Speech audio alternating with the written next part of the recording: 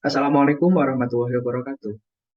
Yang saya hormati Bapak Bunda selaku dosen pengampu mata kuliah Analisa Manajemen selaku dosen pengampu mata kuliah Manajemen Layanan Teknologi Informasi. Perkenalkan saya Safaro Khairun Jamil dengan NIM 2005121408 dari kelas Sistem Informasi 2020A. Di sini saya akan menjelaskan hasil jurnal yang telah saya susun, yakni Analisa Manajemen Layanan Teknologi Informasi pada aplikasi KAI Akses PT Kereta Api Indonesia Persero Tbk berdasarkan framework ITIL. PT KAI Persero Tbk lebih akrab disebut dengan PT KAI merupakan perusahaan badan usaha milik negara. Merupakan salah satu perusahaan BUMN, maka PT KAI di bawah naungan Kementerian BUMN. Untuk menjalankan perkeretaapian di Indonesia, PT KAI bekerja sama dengan Direktorat Jenderal Perkeretaapian Kementerian Perhubungan Republik Indonesia. PT KAI bergerak dalam bidang perkeretaapian di seluruh Indonesia. Seluruh kereta api yang di Indonesia dioperasikan secara langsung oleh PT KAI. PT KAI sendiri merupakan satu-satunya perusahaan di Indonesia yang menjalankan, mengoperasikan, mengembangkan, serta melakukan evaluasi terhadap perkeretaapian di Indonesia. Kereta api merupakan salah satu moda transportasi yang banyak diminati oleh masyarakat. Salah satu keunggulan dari kereta api Indonesia, yakni kereta api memiliki rute tersendiri, sehingga kereta api terhindar dari kemacetan. Kemudian, kereta api memiliki kecepatan yang tinggi, sehingga memiliki kemungkinan untuk tepat waktu pada sampainya di lokasi tujuan. Selain itu juga, karena kereta api memiliki rute yang berbeda dari kendaraan pada umumnya, kereta api mampu memberikan suasana yang lebih indah, yang nyaman dilihat oleh penumpang dari PT KAI. Nah, kekurangan dari kereta api sendiri, yakni kereta api tidak mampu layaknya kendaraan umum darat lainnya, yakni tidak mampu menjangkau area-area masyarakat yang mana kereta api hanya dapat berhenti pada stasiun-stasiun yang telah ada. PT KAI telah memperbaiki layanan-layanan pada layanan penumpang, yang mana layanan tersebut sudah melalui transformasi-transformasi yang baik, termasuk diantaranya transformasi digital. Lalu bagaimana hasil dari audit sebelumnya terhadap transformasi digital yang ada di PT KAI? Hasil audit integrasi data menggunakan COVID-5.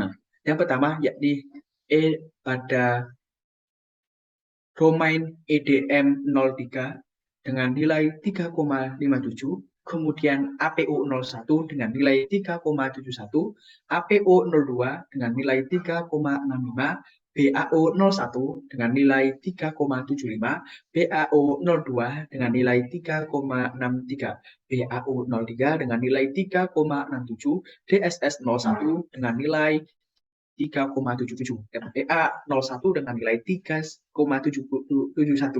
Nilai maksimal pada penilaian audit ini adalah 4, sehingga rata-rata yang ada pada penilaian tersebut adalah 3,68. Dengan demikian, teknologi yang digunakan dalam kategori managed and measurable atau baik tapi kurang maksimal. Kemudian berikut merupakan hasil audit kebijakan penerapan TI menggunakan COVID-5. Mayoritas dari seluruh atribut proses yang telah diaudit menghasilkan rating fully. Maka dapat kita simpulkan bahwasannya kebijakan penerapan TI menggunakan pada PT KAI tergolong baik. Kemudian kita akan melakukan analisa manajemen layanan TI menggunakan ITIL. Analisa ini kita terapkan pada perusahaan PT KAI, terkhususnya terhadap aplikasi KAI Akses. Pertama, kita perlu mengenal terlebih dahulu ITIL. ITIL atau kepanjangan dengan Teknologi Informasi Infrastruktur Library adalah kumpulan konsep dan teknik untuk mengelola infrastruktur pengembangan dan operasi teknologi informasi TI. Nah, ITIL adalah pendekatan terbaik dunia untuk layanan manajemen TI.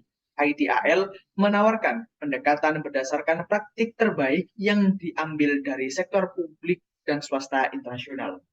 Maka dari itu, ITIL ini sebagai framework. Framework itu berbeda dengan standar ya. Kalau framework itu merupakan cara konsep yang baik, konsep dan teknik yang dapat digunakan. Namun tidak semua konsep dapat diimplementasikan secara utuh pada satu perusahaan, sehingga uh, bisa dimaklumi bahwasanya satu perusahaan tidak mampu mengimplementasikan seluruh komponen yang ada di ITIL. Berikut adalah core-core yang ada di ITIL. Yang pertama, ITIL merupakan service strategi. Service strategi tersebut terdiri atas service design, service transition, dan service operasional. Jika perusahaan memulai dari service design, maka perusahaan harus melanjutkan pada service transition. Setelah service transition, maka perusahaan dapat melanjutkan pada service operasional dan mengulang kembali. Jika perusahaan mulai dari service transition, maka melanjutkan pada service operasional, melanjutkan pada service design, kemudian mengulang kembali. Kemudian, jika perusahaan memulai dari service operation, dilanjutkan dengan service design, dilanjutkan dengan service transition, kemudian mengulang kembali.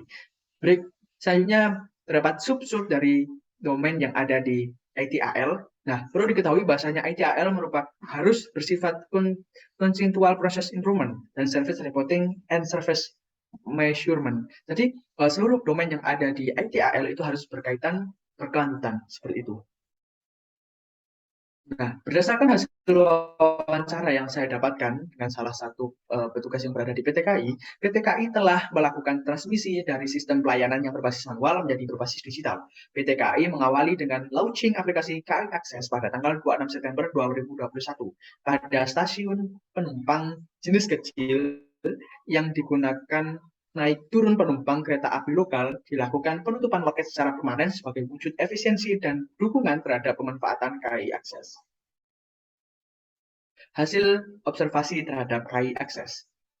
Yang pertama, yakni berikut merupakan daftar penumpang. Setelah penumpang melakukan registrasi terhadap aplikasi KAI Access, penumpang dapat menambahkan daftar penumpang yang dapat mengikuti yang dapat dilakukan pendaftaran pembelian tiket secara langsung. Jadi jika penumpang ingin membeli tiket lebih dari satu, nah penumpang dapat menginput terlebih dahulu daftar penumpang.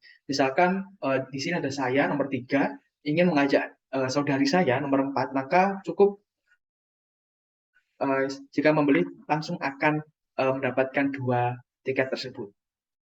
Nah, berikut adalah metode pembayaran yang diterapkan oleh PT KAI. Dari aplikasi KAI Access, yang pertama ada QRIS, e-wallet. E-wallet ini ada yang aja, OVO, kemudian metode pembayaran yang lain, yakni KAI Access menyediakan KAI Pay. Kemudian ada metode pembayaran saya. Nah, di sini kebetulan saya tidak memiliki kartu, saya bukan nasabah dari Bank Mandiri, sehingga saya tidak bisa menginputkan bagaimana contoh pembayaran menggunakan kartu debit Mandiri. Selanjutnya yakni pengaturan bahasa, yakni bahasa Indonesia dan bahasa Inggris sebagai bahasa universal. Selanjutnya yakni pusat bantuan. Pusat bantuan ini terdapat 2, yakni jika pertanyaan kasus-kasus tersebut secara umum, maka dapat membaca melalui FIK. Kemudian jika tidak terdapat pada FIK, maka dapat dilakukan menghubungi beberapa layanan berikut seperti alamat yang tertera dan pusat layanan pada cs@kai.id, kemudian 121 atau 021 121. Selanjutnya yakni pelayanan poin. Di sini poin, jika pelanggan berhasil mendapatkan poin, maka pelanggan dapat mendapatkan poin. Seperti itu. Selanjutnya yakni pencarian kereta. Di sini penumpang dapat melihat mencari jenis kereta apa, yakni menggunakan kereta antar kota maupun KA lokal. Asal stasiun keberangkatan, kemudian stasiun tujuan, tanggal keberangkatan. Jika penumpang ingin membeli tiket pulang pergi, maka penumpang dapat mengklik pulang pergi dan menentukan tanggal kembali. Jadi jika penumpang ingin membeli tiket sekali beli, ya dapat melakukan tiket pulang pergi. Kemudian kelas kereta, ini ada semua kereta, ada kereta ekonomi, ada kereta eksekutif, dan kereta bisnis. Kemudian penumpang ini nanti usia select, ini ada select itu dapat melihat nanti berapa jumlah dewasa dan berapa jumlah bayi. Kemudian jika menemukan cari, maka dapat mencari kereta. Nah, ini merupakan contoh kereta yang masih memiliki penumpang yang masih memiliki kursi kosong, yakni pada KA Erlangga, kemudian pada KA Jayabaya merupakan KA yang kereta api yang sudah kosong, kursi sudah kursinya sudah terbeli semua. Selanjutnya ringkasan pesanan, di sini terdapat detail perjalanan, ya. Kemudian ada detail kontak dari pemesan kereta, ya, pemesan tiket dari siapa, kemudian detail penumpang, misalkan satu penumpang saja, yakni saya. Kemudian mungkin jika di awal sudah menuliskan 3 penumpang, maka akan dapat lebih banyak lagi. Selanjutnya yakni pemilihan kursi. Penumpang dapat memilih kursi yang akan digunakan. Seperti itu. Selanjutnya layanan tambahan, pelanggan dapat meminta bagasi sepeda ataupun memesan taksi setelah turun dari stasiun tujuan. Selanjutnya terdapat beberapa layanan di luar pemesanan tiket seperti tambahan tiket, kemudian cek pemesanan, pembatalan, ubah jadwal, KA bandara, rel food, informasi KRL, KI logistik, top up and tagihan, kemudian taksi, kemudian bus. Selanjutnya tiket yang telah dipesan akan masuk pada kolom tiket, yakni kalau tiket aktif berarti dia itu sudah terbayar, kalau menunggu berarti tiket tersebut belum dibayar. Riwayat perjalanan, jika sudah selesai melaksanakan perjalanan akan muncul pada riwayat perjalanan. Seperti tiket berarti sudah melaksanakan perjalanan di mana saja. Kalau layanan berarti di luar pemesanan kereta api seperti KAI Food dan lain sebagainya. Jadi ada laman berita juga pada KAI Akses, informasi-informasi terbaru akan disampaikan pada kolom berita. Selanjutnya yakni pembahasan. Yang pertama yakni pada sisi strategi layanan. Pada bagian ini PT KAI melalui KAI Akses telah memanfaatkan berbagai fitur keuangan digital guna mempermudah pelayanan. Kemudian PT KAI melalui KAI Akses telah dapat memenuhi permintaan pelanggan dalam hal pemesanan tiket maupun fasilitas lainnya. Desain layanan. Pada bagian ini PT KAI telah memberikan fasilitas berupa kelas-kelas gerbong dengan kenyamanan masing-masing. Tentunya fasilitas kelas ini juga dipengaruhi oleh harga tiket.